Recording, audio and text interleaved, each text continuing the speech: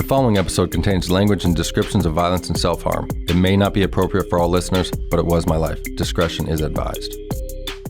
What up, what up? Welcome back to another episode of Roll Call with Chappy. You know I always keep them treats for you guys. My boy Max Hall here, and I didn't even know that we were about the same age.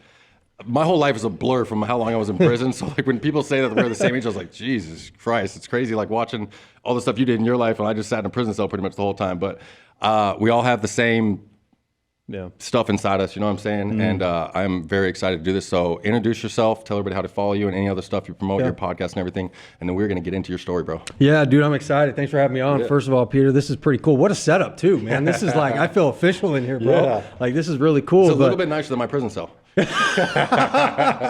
And nicer than my rehab room that I was in, you know what I mean? So I got a fireplace and that was about it in there. But no, I'm excited to be here.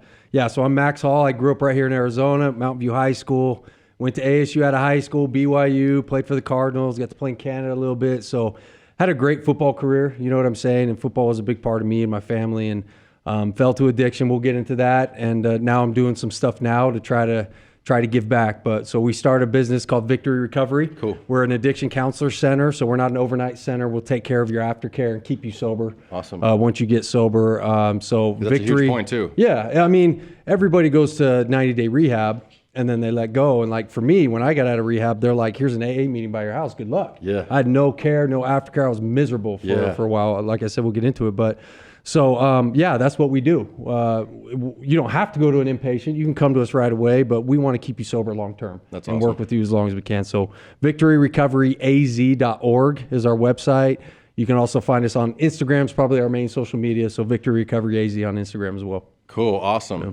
All right. So I always like to get into everybody's like upbringing and stuff. Did you have trouble as a kid, or how was your childhood growing up out here? No, dude, I had great childhood. Great parents, great family, played sports, played the piano. You know what I mean? You played the piano and sports? Oh, dude, sang in the choir. Bro, I sang in the choir. You know, I grew up I grew up in a traditional Mormon family, you know, where you had to finish your offense and some. Exactly, right? You had to finish your piano practice before you could go to football practice, you know what I mean? So great childhood, you know what I'm saying? Great job.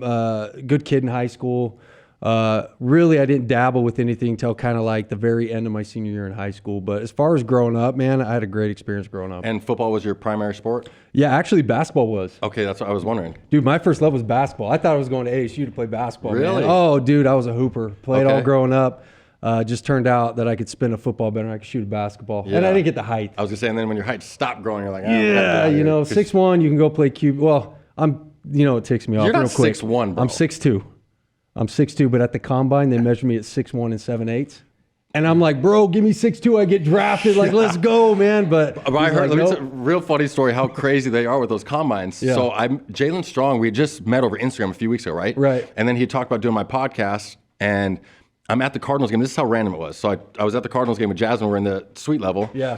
And then we come out there, and I swear it's Jalen Strong, DJ Greenlee, who's Hop's brother, and another dude. And I'm like, I swear that's Jalen Strong. But I'm thinking, it says his scouting report, he's like 6'2". This fool's like 6'5". You know what I mean? I'm like, he's taller than me. I'm like, there's no way that's Jalen Strong. But I'm like, I swear it's him. So like, Jalen. He doesn't say anything. I was like, Jalen.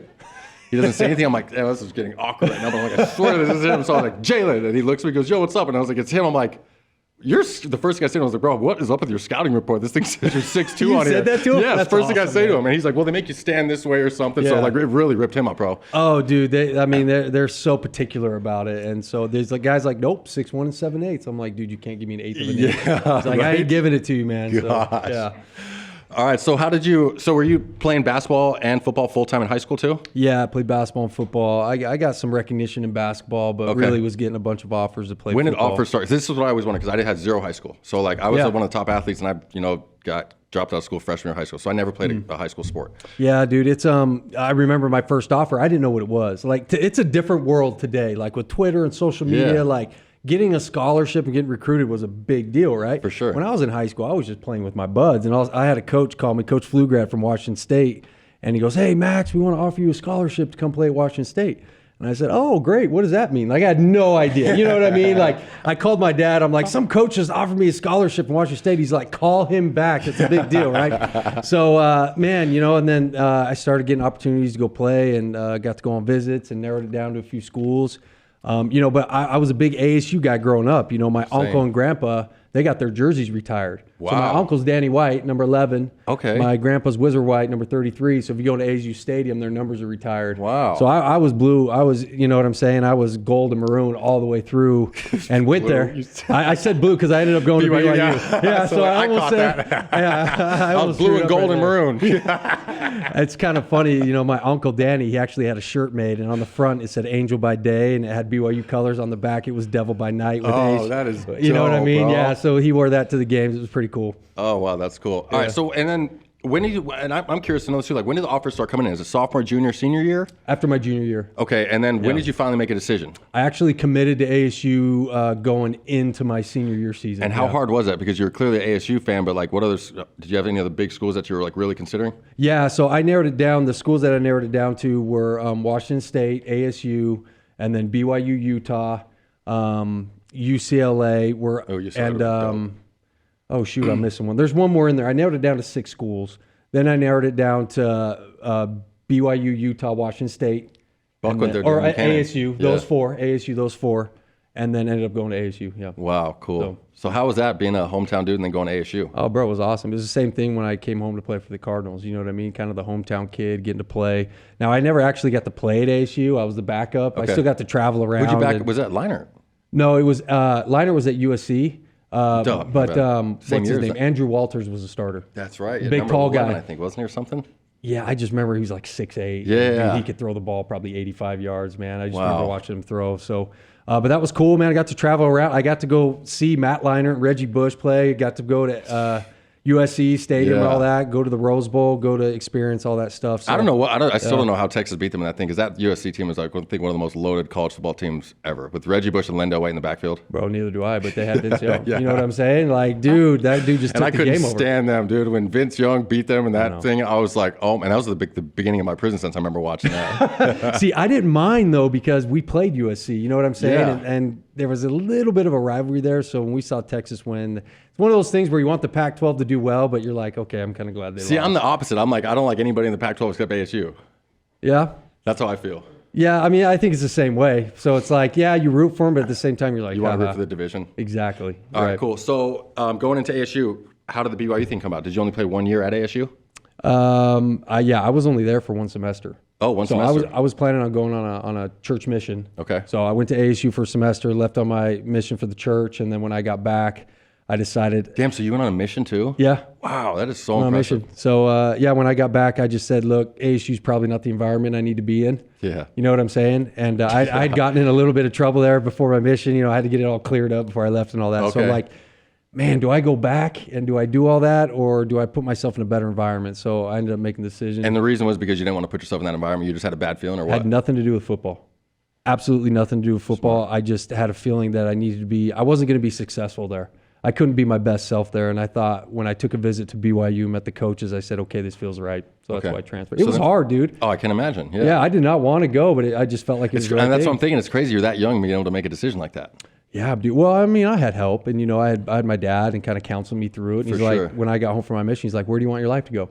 Like, what direction? Like, what are you thinking? And so we had some in-depth conversations, and then what sealed the deal is when I went up there and met with Bronco Mendenhall and the staff there, and met some of the guys. I said, this just feels better. This feels where I need to be. Wow. Ended up working out, dude. I was a 3-year starter and hold records and did a lot of great things at BYU, man. So it was the right decision. Yeah, and everything was kind of a blur to me. I didn't like I said, I remember watching him, and I was like actually Googling once I knew that you were teaching over at Michelle School, and I was like, Jesus, I didn't know how good he was in college and stuff, like it's crazy. Yeah, it was kind of a big deal, man. That was pretty good. No, I'm joking. no, you were. I actually, I was good, but we had a really good team, dude. Yeah. Dennis Pitta was my tight end, played for the Ravens. Austin Cawley was out there. He played with Peyton Manning. For the Colts over there. Cawley, you're number 13, I think, yeah. Yeah, Cawley. He was 17, Cawley. But, dude, and then I had a couple running backs that were just stupid. Big old offensive line. Like, we were good. Yeah. So I was blessed to be around good people. And we had, I still hold the record for wins, 32 wins at BYU. Wow. Yeah. So. And then how old were you when you went to BYU? Was it like 21 or something you started? Yeah, 21 when I got home. And how was the whole time at BYU? Any trouble there? No, like it was clean, dude. Okay. So I got married after my first semester up there. Cool. So I came home from my mission, met Kenzie, And she wanted me to stay at ASU. She's like, you are not taking me up to the cold, man. I'm not going to the snow, right?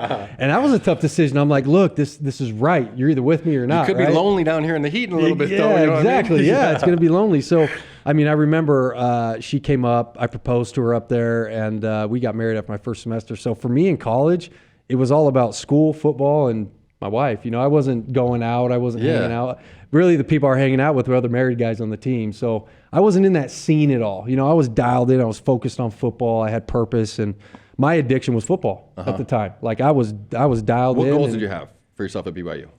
The goals I had is I wanted to leave a legacy, but I also the goal was to win a BCS game. I never got there. Okay. We got close a couple times, but won the conference championship a few times. So, but the goal was to just do. I never thought I would go to the NFL. I'm gonna be honest with you. Yeah. When I came out of high school, I'm like, I just want to go play college football, get an opportunity to go play. But really, after my junior year, I'm like, okay, I'm getting some traction here. Junior at BYU? Yeah. Okay. I had a really good junior year, all right. Statistically wise. And so after that, I started getting some traction. I'm like, hey, I might be able to make it in the NFL. And so had an opportunity, didn't get drafted, but had an opportunity as a That's what I was going to ask. Were you drafted or anything or no? No, dude, it was the most frustrating day ever because I'm sitting there by the TV. Let's go through this because I always want to do draft first, please. You're going to do that to me. It is, yes. You're going to do that to me. So, yeah, I mean, you're sitting there and coaches call you. And it's like, hey, Max, we're thinking about taking you in the fourth. I'm like, okay, sweet. Here comes the fourth round. There's a lot of rounds after the fourth, too. Here comes the team. And I'm like, they take someone else. And I'm like, dude, what the heck's going on? They call me, hey, we're taking you in the fifth. And this was like probably 5 different teams like kept calling me, taking you in the fifth, taking you in the sixth, seventh, nothing. Stop. So then they're like, hey, we really like you, still come as a free agent. So I had 3 options. It was either Philly, Cincinnati, or Arizona. And I was like, I'm going to go home. Looking back on it, I wish I wouldn't have. I mean, everything happens for a reason. Yeah, for but sure. The problem was coming back home, I had friends, I had contacts, I had people. And so when shit hit the fan, like, I knew where to get stuff. You know what I mean? It wasn't very hard. So, but at the time, I'm like, let's go back to my hometown and do the whole thing again and get an opportunity to play. So that part of it was cool. Who was the Cardinals quarterback back then? Matt Leinart. So I was going to say, wow, Matt. So Kurt Warner just retired. Matt Leinart was supposed to be the next guy up. And dude, this is a crazy story. So I walk in, I'm number 4 string quarterback, right? I'm free agent. They got no money invested in me. Undrafted. Dude, I think my signing bonus was $10,000. Like, you know what I'm saying? Yeah. Like, I was just happy to be there. For sure. And I remember looking around. There's Larry Fitzgerald. There's Beanie Wells. There's Calais Campbell. Beanie Wells. You know what I mean? Like, I'm seeing all these guys, and I'm like, holy cow, I got Matt Leinart, Derek Anderson in the room. Like, this is cool, right? I'm going to enjoy this and just do the best I can. And so I decided, it's kind of a lesson that I teach to some of my other quarterbacks. Like, I didn't worry about what the other quarterbacks were doing.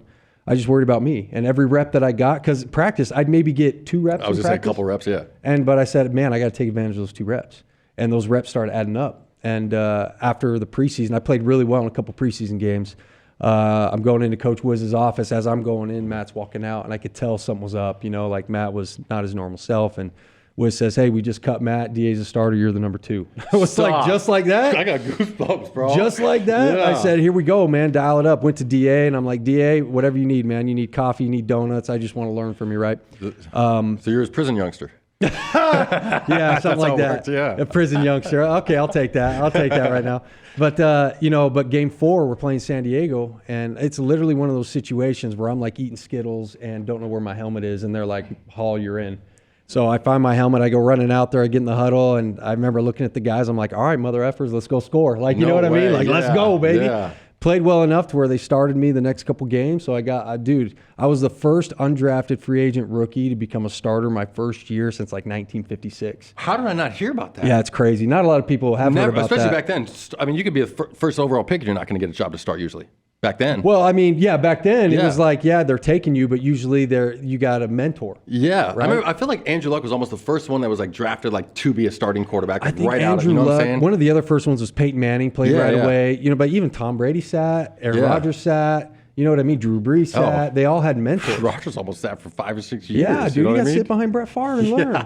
So, I mean, you look at some of this stuff, and it's all perspective in life. You know what I'm saying? If you can just look at the bigger perspective in the grand scheme of things, you know what I'm saying? Because like the person, like Aaron Rodgers that's going behind Brett Favre, probably did not like his life that much back then. You know what I'm saying? He probably thought there was no end in sight and Brett Favre's never going to retire. But like when you look at the grand scheme of things, like you're a starting quarterback or you're a quarterback in the NFL, second string behind Brett Favre, one of the greatest of all time. Dude, it's the best. I mean, he couldn't have had a better situation to learn from that guy. You don't want to play your first couple years in the NFL. Yeah. It takes a couple years to learn the speed, to learn the speed's lingo, one thing I heard, the right? defenses are different. Is the speed that much more different than college? Oh, Because yeah. that's what I hear is the biggest Oh, talent. dude, I remember Dominic Rogers-Camardi was on the team, right? DRC, bro. 26. And that dude.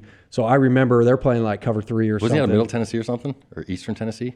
Yes. All I know is I couldn't carry a conversation with him. His southern accent was so bad. I couldn't understand what he was saying. Yeah. So I would just kind of nod and be like, yeah, okay. This way, the ball's right, over there. Yeah, just run over there, right? And so, but dude, I remember. You're doing route this, okay? Yeah, exactly, right? But we were running, they were running like a cover 3, so he was off, dude. He's like 15 yards off the ball, and my guy over here is running a 10-yard out. I take 3-step drop, I'm on time, I'm in rhythm, I throw a good ball, and he breaks on it.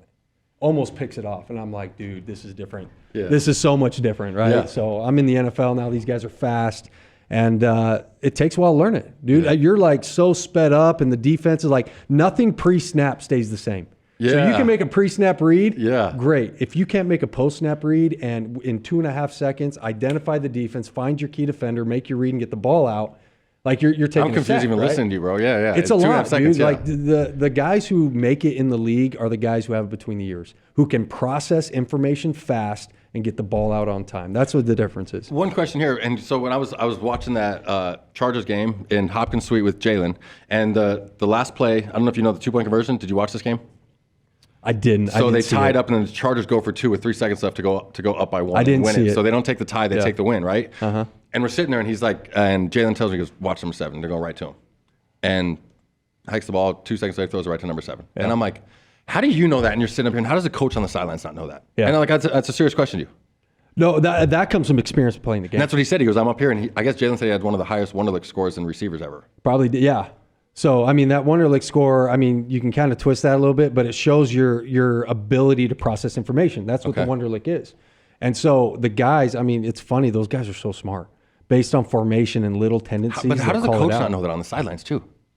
I don't know. Because they threw it right to him, it was wide open, and Jalen called it like that. And I was just like, I mean, that's why Jalen's playing, and you know what I'm saying? That's why he's the dude. You know what I'm saying? Like, coaches are great, but at the end of the day, it's the players that have the intuition. And if you're the one playing and having to do that on the fly, you're going to have a better intuition than a coach is going to have, right? sure. So, all right. probably the best way I can answer that. Yeah, that's good. All right. So how is it starting for the Cardinals now? Let's go through the rest of your first year starting for the Cardinals. Yeah, dude, it was amazing, man. I'm sitting there, then I'm getting to play. Now, it was awesome, but here's the problem, and this is the start of a downfall for me right here. Is I just became the starting quarterback for the Cardinals, and in my first game versus the Saints, I took a hit on the goal line, trying to dive in at the goal line, and I'm knocked out cold. My helmet goes flying off. It's kind of a funny play because I fumbled, and the left tackle picked it up in the end zone. But I didn't know that. Yeah. So I was out. When I opened my eyes, Larry had picked me up, and he's kind of shaking me. He's like, hey, you all right? Like, you good?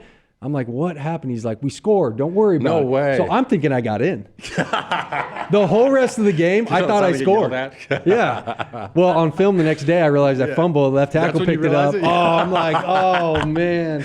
He's all waiting to see his highlight right here. Yeah, I'm like, oh, I can't wait to watch me get in right here. Nope, I got the hell knocked out of me. Fumbled and Levi Brown picked it up. I'm like, all right, Levi, good looking out, man. But damn. yeah, but the problem is that was a start of a little bit of a downfall because looking back on it, I should have said I'm not right. Because that next week going into practice, I'm foggy, I'm forgetting stuff, the depression starts setting in, the confusion, and it kind of ticks me off because I think the coaches saw that and knew it, but thought that I was still the best chance to win. So I had just gotten the spot. I'm not going to go tell the doctor I got a concussion. I'm not letting it go. That's not how I was brought up. Like, well, tough, dude. Like, let's go. And so I kept playing with it, and my play just got worse. You know what I mean? Okay. The next week we go play Seattle. I get knocked out again. No way. Took a sack. My tight end missed. Anyway, took a sack, got hit in the back of the head. I'm out again, out cold. They play me the next week. So this is before the NFL concussion protocol. Yeah. So they're just like waving smelling salts at me like, are you okay? And I'm good.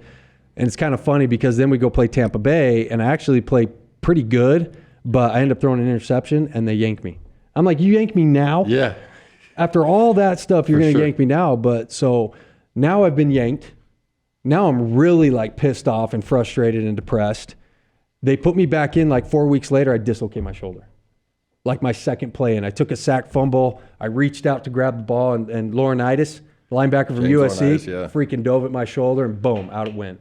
So now I remember going back to that locker room, and dude, I'm crying. For sure. I'm like, I thought it was done. I just got pulled. Now they put me back in, I get hurt. Like, I don't know what's going on, right? So I start this spiral of negativity. For sure. And you can blame part of it on the concussions and the mental state there. But a big part of it was just me. Like, I didn't know how to handle the situation for the first time in my life. Like, I failed, I felt like. Yeah. And I didn't think there was any coming back from it. You know, they say the NFL is not for long, right? Like, you have one shot, and if you don't take advantage of it. So I remember being in the locker room just like devastated, thinking it was over. Wasn't the case, but that's what I was thinking, right? For sure. So what ended up happening is after my dislocation, they had me a 30-day supply of perks, right? And I had taken some Percocet before, like back in high school. We took it on the weekend just to cruise or chill or whatever. Mm-hmm. But I remembered that it made me feel pretty good. So I'm like, oh, yes, give me those. Well, that bottle was gone in 3 days, right? And as soon as it was gone, I was like, I need more. Yeah. So I was thinking of anybody I could think of that would get them, found a couple little buddies, off I went, and just progressively got worse and worse from there. So that was the start of it, man. Dang. And then what happens? Well, then other drugs are introduced, and now I'm using coke, and I tried meth. Are you still on the Cardinals at this time too? Oh yeah, I'm going into my second year. Wow. Second year with the Cardinals, and That's how powerful drugs are. It don't matter what I'm saying. Until you get that thing under control, it's crazy, dude. Yeah. But I got to the point where like I had to have it every day, right? You get physically addicted to it. So, sure. Dude, I remember having to do it before practice just to feel normal. It's just so I wasn't in withdrawal. Like that's why I was using, so I wouldn't be in withdrawal, so I could go play football. Yeah, I mean you can't go to football dope sick. Well, so I go into season 2 and dislocate my shoulder again, and they put me on IR, and that's when the addiction went dark, went really dark. Yeah. Because now I had surgery. I'm in a sling. I only signed a 2-year contract. I know they're not going to renew me. I'm hurt. I doubt I'm going to get picked back up. And now you're going to get a lot more painkillers too. And it got worse and worse. I was doing about 350, 400 milligrams a day.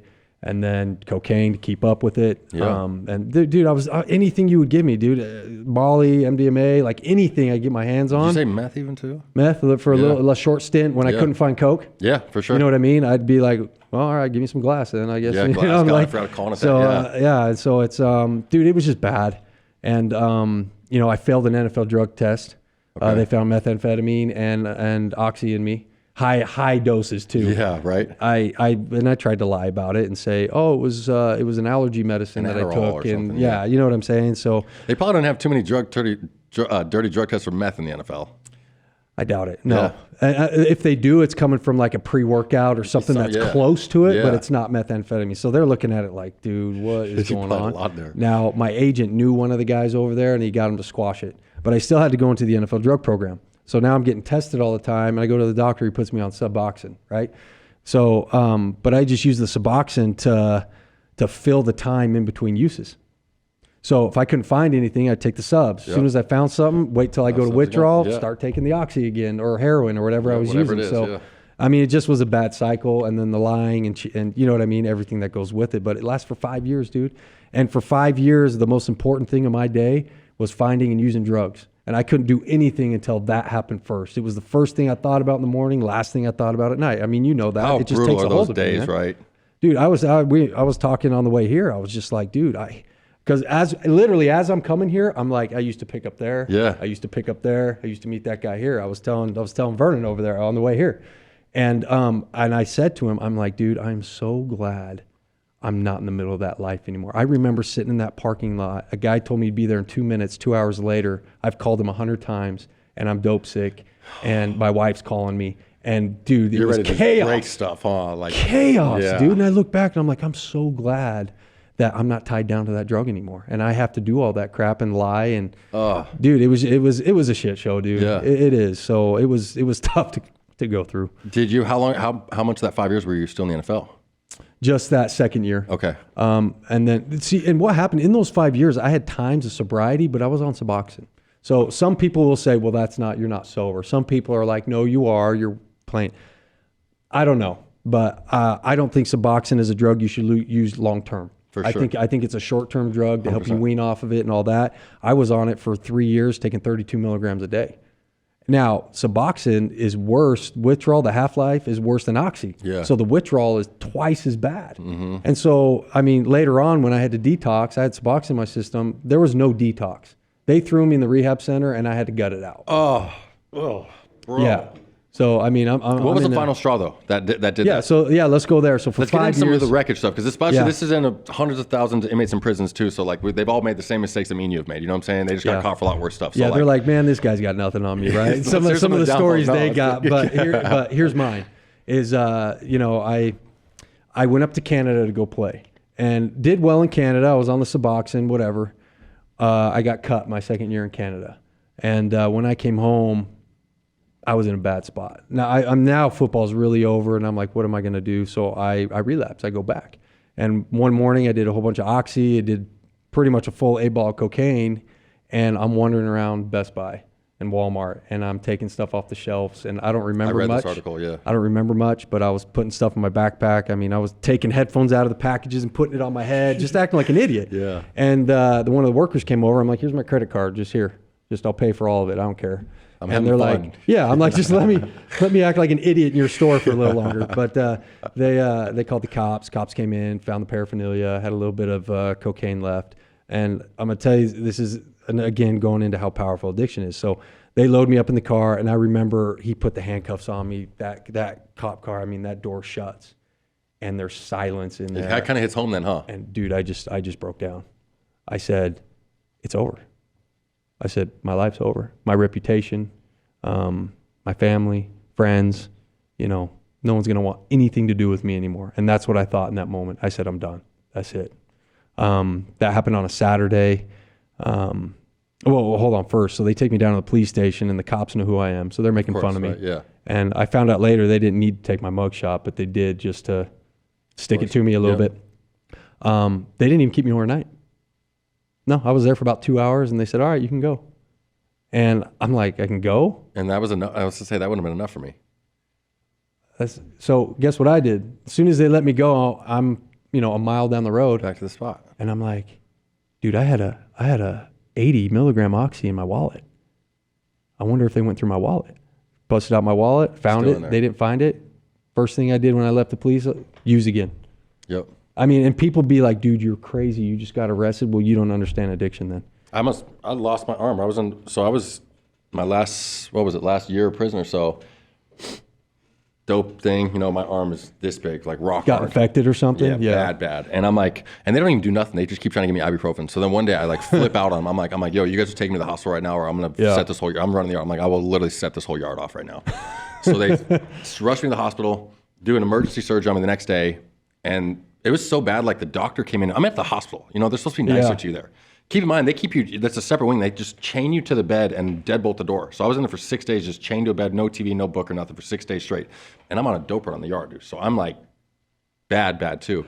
And the doctor's like being such a dick to me. And I was like, I'm like, yo, did I do something wrong? I'm like, aren't you guys supposed to help people? And he just like had no respect because I guess he said when he cut my arm open, it shot him in the face and there was so much stuff in there, it shot the whole entire ceiling. And he was just like, oh man. Yeah, how bad was that, right? So then I get back to the yard and the doctor's like, man, I can't believe you got both your arms still. I was like, what? He's like, I would have bet for sure you were going to come back and see me with one arm when you got back from the hospital. I was like, really? I almost lost my arm. And then I'm like, this is how bad it is. And this is how bad my brain used to be. I'm at the complex medical. So they check into the complex and then you go to your yard. There's like 7 yards at this Buckeye complex, right? Okay. So this happened. Of course, I'm in the hospital. I'm done. I am done with drugs, you know? And then I get back and before I go to the yard, he's like, you're about to get out of prison with one arm. Golfing's gone, working out's gone. Like my life's over when I get out of prison. I wouldn't want to get out of prison. Make it back to the run in that time, which is 15 minutes. The first thing I do when I get to the run is I'm like, everyone's happy to see me. I was like, where's the dope at? I just got back here. You know what I'm saying? And I'm like, just start getting high again. And I'm like, it wasn't until I went to solitary confinement for my last like 11 months I was in prison and I went through 170 pounds strung out like on a street prison run, like a dope run out here on the prison. And like I sat in there for 11 months and got sober and got out at 250. Wow, man. See, and that you might not think it, but maybe that was a blessing. Oh, it 100% was a blessing. You know what I'm saying? I'm telling you, I was so dope sick. They had me locked in this little transit cell, and I'm not joking. I am soaking wet shitting on myself, throwing up. Like this cell, and like the cops came over to see me, and they're like, you don't go to the hospital for heroin. Like they were gonna rush me to the hospital for that. Like they're like, you could die in here. But of course, they don't even come see me for another 24 hours. By the time I'm a little bit better, and they just left me there, and I got over the dope, and they put me in CU, and I stayed there till I went out. Dude. So I got released from 12 years from prison. My last 11 months was straight slam down solitary confinement too. And they threw you in there and said, "Good luck on your withdrawal." And then after I'm in there for like 6 months, I'm telling them like, "Hey, don't you guys want to let me out of here? Like I go home in a few months. Like you don't want me to get out after 12 years and the whole. Like I have no chance of making it." And they literally told me, they're like, "We're done with you in here, Mr. Meyer." They're like, "We're gonna let the streets have their luck with you." And that's literally what the cops told me. So I got released from solitary confinement at the streets, 30 years old, drug problem, no education, no anything. Like have at the streets and good luck. Wow. Thanks, system. Yeah, right. You know what I mean? That's how it is. Well, that's why all my work is like trying to help people that are in prison and stuff that's now. what I love, dude, because you didn't have that. Yeah. So you're trying to give back, and that's kind of like our niche with Victory is I didn't have a aftercare program. Yes. So I'm like, I got to provide that. Here's for the deal. somebody, When you come through something really bad, it's easy to get sober. Yeah. What happens when something bad happens and you're used to using, you know what I'm saying? You have to learn how to deal with that stuff. That's why I said aftercare for recovery is so huge. So I have a couple apps coming out we could talk about too, but I have 2 sober apps coming out. And one is that to mentor people when they get out of treatment or when they get out of jail or prison or something like that, because it's easy when you're in there, but you have to keep the aftercare and you have to learn how to handle bad stuff in life because bad stuff's still going to happen to you. Yes. And being able to coach people up and counsel them on how to do that in real time. Yeah. That's where I think you can really get adapted and get back into normal life, because everybody goes, I mean, even guys who go to prison, they get out of prison and they're like, holy shit, like, what do I do? Yeah. How do I live? How do I get this going? And there's so much stuff to do out here. You're like, what the hell? Like, yeah. And exactly. I have all this freedom. I'm supposed to not make bad decisions too, with zero money and no job or nothing. You know what I mean? What do you expect? Yeah, no license, no nothing. I mean, when I hear, guys like us, guys like you who've been through it and were in that situation and said, no, I'm gonna have the mental strength right now to avoid the cravings and all that, and I'm gonna turn it around. How did you find and turn around after you used that time? When was the last time for you? When you got out? Then. When I went that to rehab. AU, that was your last one? Uh-huh. And then did you go to rehab the next day? No. I used again before I ended up, like, at that Did point, anything else bad happen? You just used for a few more days and you're like, all right, I'm going to go to rehab now. I used until I could go to rehab. Okay. I kind of convinced, I was like, let me get one more. You know what I mean? Yeah, that's what everybody does. Let me do it one more time. That's what everybody does. I was also trying to not take the Suboxone because I knew that's what they were going to give me in the detox. So I was trying to get that out of my system. Dude, it was just, and I don't remember much of it. I remember that happened on a Saturday and I used again, whatever, but I didn't have the courage to tell my wife or anybody. Monday was a holiday, and I finally was like, dude, this is going to hit tomorrow. I got to tell her. So I remember Monday night, called my dad, called my wife, and we met at like a Starbucks or something, and I just said, took a deep breath, and I go, I was arrested. Like, this is bad. It's going to come out. Like, it's done. And to my dad's credit, my wife was crying, and rightfully so, and she had knew about my addiction. Like, it wasn't a secret anymore. And my dad just took a deep breath and he goes, well, Max, I love you. We're going to get through it. And that meant a lot to me. Yeah. He could have said a lot of different things in that moment. He could have gone off about embarrassing the family and could have just ripped me. For sure. And the dude says, I love you and we're going to get through it. So, I mean, that was a big step. That was like, oh man, maybe I didn't lose everything. Maybe I still do have people that'll support me. So Tuesday it came out, but Tuesday was a hard day. I was helping coach a football team. I'm at the practice, and I had one of the other coaches come up to me, and he's like, is this real? And I'm like, part of my mind was still like, maybe it won't hit. Maybe somebody won't catch it. Like, maybe I can fly by right here. The addict nobody's is still watching talking. the news that day or something, too. Yeah. Who knows? But it came out, and I remember it came out. I'd left the practice. I'm sitting in a parking lot somewhere, and I was on a bike, too. I didn't even have a driver's license at the time, dude. My driver's license was suspended, so I'm riding a bike. I sit down on a curb in a parking lot. And for the first time in my life, I'm like, is it worth it? Is it worth to keep living right now? I got goosebumps 5 times already this episode. I'm just like, dude, it's over. Like, what's the point? And so for the first time in my life, I'm like, maybe I should just end it and it'd be better for everybody, And that was a tough moment. Oh, luckily, the only time I ever thought it, but I did think it. So right as I'm going through it, I get a phone call from my mom. And a couple other people call me. I'm ignoring it. Like, I want nothing to do with it. I answered the phone. My mom said, hey, where are you? I'm going to come get you. Let's figure it out. But then the miracles started happening. You know what I'm saying? Yeah. Like, people reaching out, old coaches from BYU. I had help. Like, I had a team. I had support. People got me to a rehab. You know what I'm saying? Not everybody has that. Yeah. So I lucked out big time, dude, that I had people around me who had the time and the resources to get me help. and get me sober, because I was still in the mode to where, I fought it. I was like, no, I don't need more than 30 days. Just 30 days. I'm good. They're like, no, if you don't go for 90, we're not helping you. That's what I was going to ask if you did like a 30 or 90 days. I did 90, and I'm so glad I did. For sure. Because the last 3 weeks was me giving back to the guys in there. Like, I felt like I had learned a lot. That's now awesome. this new kid's coming in, and I can call his BS, or I can help him out. Yeah. So that was really cool. But again, the issue is I got home and I was great for about 2 weeks. And then, bro, like depression, anxiety, I couldn't answer the phone. Yeah. My heart would start racing, start pounding.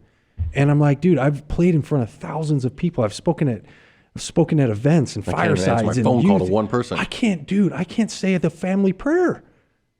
Like, that's how bad the anxiety got for me. And I used to make fun of it, you know what I mean? But it's real, and the depression. So about a year out, my wife's like, yo, I told you I would stick here and fight with you, but you ain't fighting. Like, this is not what I signed up for. Yeah. She's like, fix your shit or I'm out. So I finally did a few things that I was kind of holding on to and didn't want to do. I went and got a few things in place and changed my phone number and got a counselor and started working a program. And then my life took off, dude. All the blessings started coming after that, because I finally burnt the boats. We say burn the boats. Yeah. Once you make the decision, there's no going back. You either do it or you die trying. And that's when I finally got there. It was about a year out of rehab, and then my life just took off from there. What do you think were the greatest benefits, or what are the easiest things for you getting sober? What helped you stay sober the most, during those first times? Well, this is what I found. Because you're into meetings and stuff, right? So what is it that helped you out the most? Yeah, no, I went to meetings. Okay. I was going to meetings, but then I just kind of found out that AA wasn't my gig. Yeah. I love AA. I love the principles it's taught. There's just a few things that wasn't working for me. Yeah. I didn't need to go hear war stories every day. I didn't like calling myself an addict, to be honest with you. I know I have addictive tendencies, but I'm a big self-talk guy. And if I call myself an addict every day, I don't, that's detrimental to me, in my opinion. I need to change who I am. So I was 170 pounds, sick, nasty. I said, I'm going to change my whole appearance.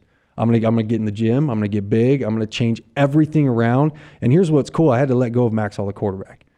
He's gone. Yeah. And I had to create a new world, a new mindset, a new purpose. Yeah. And that was actually pretty cool. At the time, it was scary as hell. You get to totally rematch yourself to whatever you want at this point. And I said, okay, now I'm going to go be the dad, the husband, the coach, the mentor, all these things that I'm doing now, and excel in those areas. And it's not about me anymore. It's not about Max Hall, the quarterback, anymore. That was cool. Yeah. But that's not what it is anymore. How long have you been sober right now?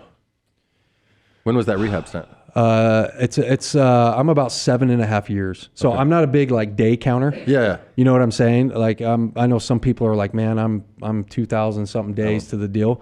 My deal is those days don't matter anymore. Yeah. I'm sober today, and hopefully I'm sober tomorrow, and I'm going to work my program to make sure that sticks, and I'm not going to count the days. So a little different perspective on it. Yeah, for sure. No, I like it. And here's the deal. AA is not for everybody. You know what I'm saying? It works for some people, it doesn't work for other people. So what works for me might not work for you. You know what I'm saying? Exactly. That's the great thing is there's a bunch of different ways as long as you're getting help. Yeah. You know what I'm saying? And I'll still go to meetings. Guys will be like, hey, you want to go hit a meeting? I'm like, yeah, let's go. I'm not against it at all. But I was one of those guys, I don't need a meeting every day. Yeah. I need to talk to somebody every day. For sure. I need to have things in place. But it just wasn't my vibe. Yeah. So I went a different direction. But I had people that I could call and talk to every day and be open and honest with. That was important. That's the biggest thing. I got to be able to call you up and be like, dude, can I vent? Yes. And am I wrong here or am I right? Can I get some advice? Venting's huge because us dudes, we think we're so tough we can't talk to anybody. Exactly. Especially myself, bro. You know what I'm saying? Look, it ruined my other relationships. So you have to talk to them. I 12 years in a prison cell. I could have been the most mad human being on the face of earth, and you just deal with shit. So I'm not going to get out here and deal with some problem on the streets and whine about it to you. You know what I'm saying? I'm gonna figure it out myself. I might be quiet for 2 days. You know what I'm saying? But those 2 days are not good in my head. You know what I'm saying? No. But it's hard to ask for help still sometimes. Dude, and those 2 days is what can get you depressed. And I call it, you get the efforts. Once you get the efforts, dude, and you're just like, dude, I'm out. I wish my dad was said his same thing. You just get the fuck it. Yep. Yeah, dude. And that's when it's dangerous. Yes. That's when it's super, super dangerous. But I just think it's so cool because it's easy to do that. Look at you, dude. You're big, you're tatted up, you know what I'm saying? Yeah. You don't look like a dude who would be open to sitting around like this and talking and sharing. I cry every day. But I love that. Yeah. And here's the problem is most guys think that that's a pussy thing to do. I cried in 4 yards, bro, in front of everybody. But I was known for when I was on a 3 yard too, there's still lifers, but that's the lowest yard I ever made it to. If Armageddon was on, I'm not even joking. Like the whole run would know to watch me because they know I'd be crying during the movies. I'm running the yard. You know what I'm saying? I'm like, I don't give a shit what you think. You can't whoop me. You know Exactly. what I'm saying? Yeah. No, but it gives you more of a tender heart. You're less Yeah. judgmental. You're like you want to understand people. You want to help them, and so you're like, dude, let's talk. Yeah. Let's talk because I feel a lot better when I get this off my chest, and then you learn how to be a listener. Yes. Learn, there's that saying, there's a saying in recovery where it's like, listen to understand, not to respond, right?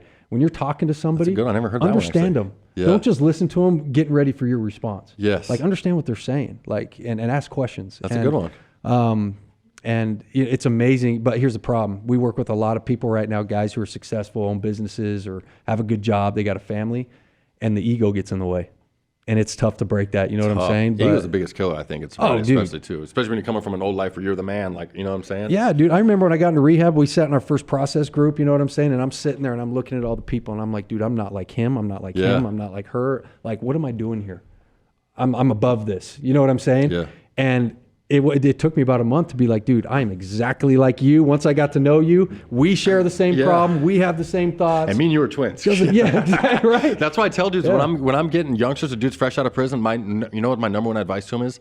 I said, when you go to that room, don't not pay attention to what anybody looks like. Just listen to what they say. I mean, if you have to close your eyes so you don't look at, it's probably a 65-year-old white dude that you're going to think has nothing in common with you, but I'm telling you, when he talks, it's the same person as you. So that's my number one advice when I give them, like, do not look at the dudes in the room. Just listen to what they say. And that's exactly right. Like, you learn not to judge people by their cover, right? Yeah. Like, get to know them, let I'll them see talk. one of these dudes, and I'm just like, one of my favorite dudes in sobriety, he has like 40-some years sober. And you know what's crazy is he's just a dude that I looked at like he probably drank a little bit when he was younger and got sober and just loves coming to AA because he's bored. You know what I'm saying? Because that's like the stereotype I give these dudes. And then I watched him get like, it was some long chip and he shared his whole story. And I'm just like, holy shit. Like he was on a work trip, bro. And like flew to New York when he was supposed to fly to like Oregon, got off there and blew like a .37 when he got off the thing, got arrested, like on a big business work trip and like some big high profile CEO and stuff. Wow. And his story was just absolutely nuts. But so, like I said, I judge the dude. I'm looking at this dude. I'm like, this dude does not have no addiction problem like me. You know what I'm saying? And then until he opens his mouth and I'm just like, holy shit. You know what I mean? And I remember thinking, I'm like, I don't even think I would have done that in my addiction days. You know what I'm saying? That's what I was thinking, you know? Dude, I'm telling you, But if you're prejudging people, you'll lose all that because you don't even listen to what they're saying. You know what I'm saying? Focus on the similarities in there instead of the differences. Absolutely. And that was hard to do at first because when your ego's in the way or you think you're above it, that's not what you're thinking about. You're trying to find the differents. You're not trying to find the similarities. So Great advice, dude. Yeah, for sure. How did you get into what you're doing now after you got sober? Yeah, dude. So listen, when I got sober, let's get to the rebuilding stages. Yeah, you know what I'm saying? Let's get there. So, I mean, I got sober. I was miserable for a year, but then I got it going. Like, I got my life back going. But I was still, like, my self-confidence was shook. And I still worried about what people said or what they were thinking. When you don't have confidence, you're just as dead in the water, right? Dude, dead in the confidence water. is such a thing for anybody, right? And it's hard because I was the most confident, cocky guy. I mean, you play quarterback. I mean, you have to have that. Yeah, probably past confident. Cocky. Yeah, absolutely, sure. dude. Absolutely. And so now all of a sudden I have no self-confidence. It was just a weird... I didn't know how to handle it. Yeah. Like and then I'd beat myself up and it would go from there. But so I started getting better and then I started doing some podcasts. I did one with Blue Robinson, who's on Agents with us right now. Okay. He runs Addict to Athlete up in Utah. Did one with him. But about 2 years ago, Brock hits me up, right? And Brock Bevel's my partner now with Victory, but Brock hits me up and he's like, hey, I want you to come on my podcast. I ignored him for 2 weeks. I ignored him because I was nervous. My anxiety came up and I didn't want to do it. And finally, I was like, you know what, Max, you got to start doing this stuff. If you don't start doing this stuff, you're never going to get your self-confidence back. You're never going to be able to speak again. You're never going to be able to do all this stuff, right? So I said, Brock, all right, let's do it. So I did it with him. A week later, he calls me. He goes, we need to do our own podcast. And I go, you're freaking nuts, man. I'm not a podcast guy. I barely got through the one we did. He's like, no, dude, I'm serious. Let's do it. Let's bring on Blue. We both knew him. So we started Agents. And, bro, it's the most therapeutic thing I do all week. It's like my weekly counseling session with those two dudes because we pick a topic and we just go. Just like me and you are just sitting here talking. Yeah. We pick a topic and we roll. We share experiences or thoughts. That's dope. Yeah. We agree on stuff. We disagree on stuff. We just go with it, right? And it's therapeutic. And then Brock's like, okay, what's next for us? Like he's pushing me, dude. Like that's what I love about it. He pisses me off sometimes because he calls me out on a few things and I don't like being called out. Well, that's why it's so good to have the right people around you. You know what I'm saying? Yeah. So he's like, let's open a recovery center. So we looked at it and thought about doing inpatient. Then we found our niche of focusing on the aftercare and the counseling and the coaching part of it. So yeah, dude, we're like, let's go. So we started opening up in May and we're rolling. And I think here in January, we'll kind of have our grand opening and we'll have insurances locked down. We'll have everything, counselors. We have our therapists. So, I mean, I'm looking forward to it, man. We're gonna get through the holidays and this thing's gonna take off. Wow, that is awesome. Yeah, dude, it's crazy to see where I'm at now. And I think 10 years ago, 12 years ago where I was, and to what we're doing now, it just shows that you can change. And what's crazy is when you get sober and you do change like this, like being sober, it never stops giving back to you. Like, you know what I'm saying? Like, we'll just wait to see what happens to you next year. You know what I'm saying? It's like, I've been saying that now. It's like, I used to, when I was in, I've shared this multiple times, like when I was in prison, my life was so bad. I would do my life by little commercial breaks. I don't know if you heard me talk about this, but like, so if I was up and it was like 10 o'clock, I was usually in bed by 10 o'clock, but if I was like high and I knew I didn't have like some stuff to get high on in the morning, I would just try to fight to stay awake for one more commercial break. So like, that's 7 minutes less that I have to wake up to the next day. Because I did not want to wake up the next day. You know, now it's just like, dude, I can't wait to wake up and just like see what happens to me today. Dude, isn't that a great feeling? Saying? Instead of being scared to wake up the next day, I'm just like, dude, I can't wait to get up and just like go. So like Jasmine can't, and her mom Michelle can't believe like I get up at like 5:40 in the morning, but like I'm gone every day. I'm like back with the gym and like just waking her up. You know, it's just like, I'm like, I have all the freedom in the world to do whatever I want now. Damn right, I'm not going to be laying in bed. You know what I'm saying? Absolutely, dude. And you're moving. Yeah. A lot of us in recovery, we're not moving. And if we're not up and moving and working out, stagnant, you're going to die. Like literally, I'll relapse. I tell people all the time, it brings on laziness, and laziness equals fear equals anxiety. Yeah. Right? Because you sit around being like, oh man, I want friends, but I don't want to be social. You know what I mean? And you start having all that stuff. And then when you have no friends and you're lazy, then you're going to start getting mad that you're not where you are in life. Exactly. But like, how could you be if you're lazy? Exactly. And it's like this circle, right? Yeah. It's vicious. And so, I mean, that's what's cool. I've just learned so much about not just addiction and the substance, but people are using it to numb something out. Yeah. And so it's about peeling back those layers and figuring out, okay, what's going on? Yeah. Like, why are you doing this? What are you running from? And that's what's pretty cool about the work. And, you know, I coach football, but I consider myself an addiction coach too, or whatever. Yeah. And seeing other people have success is what it's all about, dude. And what you're doing and helping people in this podcast, it's just, the opportunities are crazy. Yeah. And dude, I'd never be sitting here with you. Right. You know what I mean? Think of my life, bro. I mean, really put this into perspective. Like I went away to prison for half my life. Like I should have never made it out of prison. I remember watching on ESPN on my little 13-inch TV. You know what I'm saying? I'm being serious. And then it's cool. Like, and now it's like, I'm driving here today. I'm like, Max Hall is coming on my show. You know what I'm saying? And it's like, I was at Jalen Strong last week and it's just like, sobriety is the coolest thing in the world. And you know what's crazy? I didn't get sober because I thought I was gonna have a boring life. That was my biggest thing. I was like, I deserve to have fun. I did 12 years in prison. I was like, I just wasn't ready to give up the fun. You know what I'm saying? And I thought I was gonna have this boring ass life. And dude, like this, it's a joke how cool my life is now. You know what I'm saying? I want to use one more analogy to this, I want to get to have you talking more, but like, I want to use one great analogy for anybody that is struggling to get sober, something like that, or thinks that they don't have it, or thinks that like we have one leg up on you. And it's like, the addict's mind, I've always shared this, the addict's mind, once we can get sober and flip that switch, like we have an advantage on the rest of the world. And we just talked about this analogy right here, and this goes for anybody. So like, me and you, we all came from different bottoms, but anybody that's struggling with addiction and is just now getting sober, they're starting pretty damn low, lower than the rest of the world. And then we have to fight so hard to get back up to even playing field. Like I had to fight tooth and nail and climb to get to like even playing field to where the rest of the people are here on the streets. Once I got to even playing field on the streets, the next month and 2 months, I blew past everybody. Why? Because like I got that switch flipped, you know what I'm saying? And it's like, I have freedom, I have sobriety, and it's like now I have confidence, and I realize I can literally do whatever the hell I want every day. As long as I stay sober and put that first, I can do anything I want in the world. So the switch just doesn't turn off, and then you just blow past everybody out here. So we do have an advantage on the rest of the world. So like, fight past the first 30, 60, 90 days, 6 months, whatever it takes. It might take you a year or two to find your niche. I always say just keep holding on, and then once you like realize and get it synced in, like you'll just take off beyond you're like your wildest dreams. 100%. And dude, I happened to me. Yeah. Happened to me, dude. All of a sudden, you know, I was like, okay, I got to start moving. So I started doing some quarterback training. And then I ran into a kid named Dallin Edwards. And Dallin Edwards, his dad, Rich Edwards, was the AD head coach at ALA. Okay. American Leadership Academy. That's where I work now and coach. And I just was like, can I go to a practice and watch? I'm bored. Like, can I come check out spring ball? And his dad comes up to me and he's like, hey man, what's up? What you doing? What's going on? He's like, would you want to coach? I'm like, what? You would hire me? Like after everything that I did, you would hire me. You'd take a chance on me. And he's like, yeah, I believe in you. And, you know, that's when I got in there, start working with Rich and Michelle and the ALA family. And bro, I tell everybody all the time, ALA saved my life. Having a purpose, like being at the school, coaching kids, mentoring kids, like it completely changed my life. Yeah. Because it gave me something to be passionate about. It gave me something to be dedicated to. Yeah. And as addicts, we need that. You have to have that. There's that kind of a saying where we got to erase and replace. So you just erased your addiction. What are you filling it with? 100%. Right? What's that void? Is it physical activity? What are you passionate about? What are you going to do? What are you driven to do?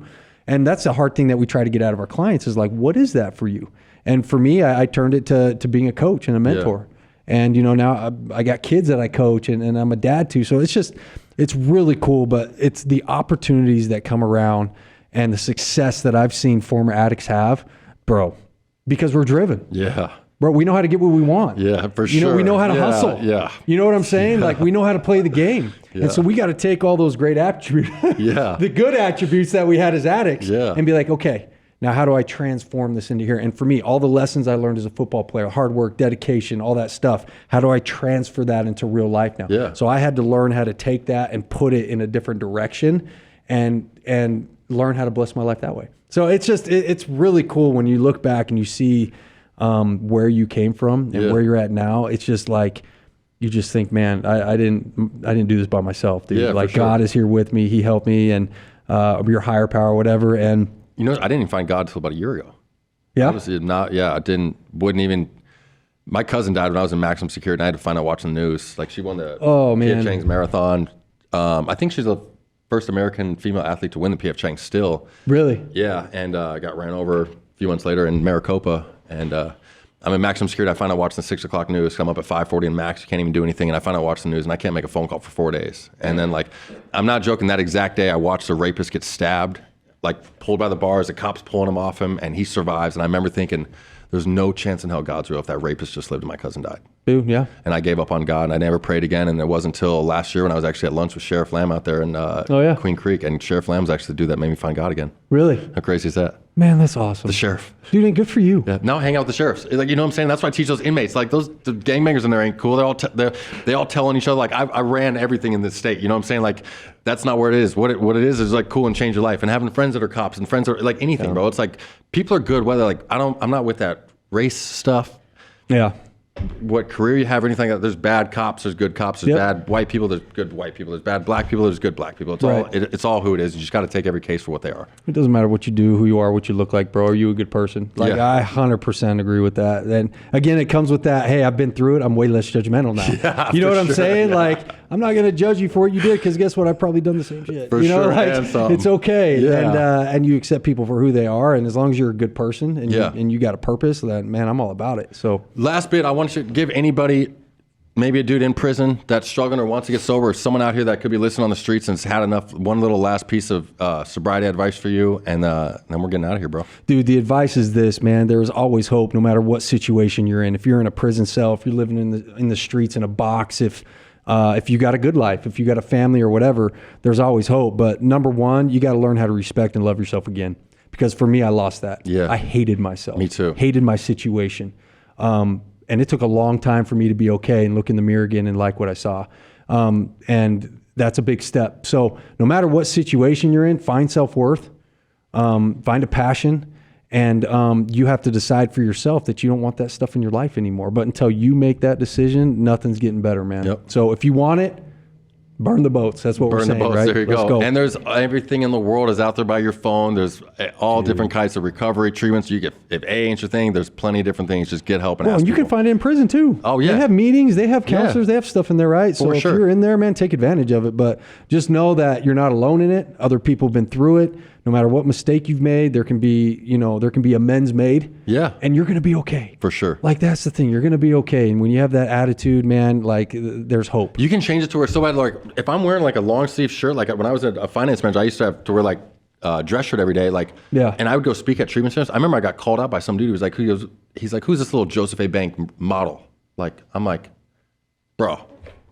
I'm covered head to toe. I took my shirt off, my pants. Yeah. I'm covered head to toe in prison tattoos. You know, it's but you can come so far to where now it's when I speak to these dudes, some of them don't even think they can't believe I was the person I was before.